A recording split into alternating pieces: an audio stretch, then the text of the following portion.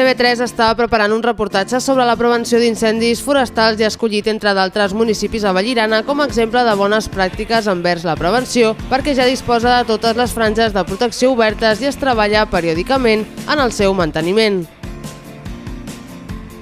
En aquest cas, fa uns dies van venir a gravar a Can Batlle, on s'està realitzant la neteja de les zones verdes i parcel·les no edificades de titularitat municipal.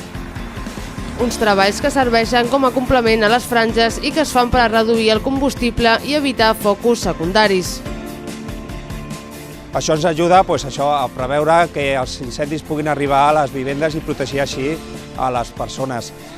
Des del 2013 ja portem 8 barris fets aquí a Vallirana, a part d'haver aconseguit en aquests últims anys poder realitzar totes les franges de protecció a la nostra població i així garantir la seguretat dels nostres veïns. El regidor de Medi Ambient, Òscar Sunyer, i el tècnic municipal, Xavier Piñero, segueixen de ben a prop totes les accions que s'hi realitzen.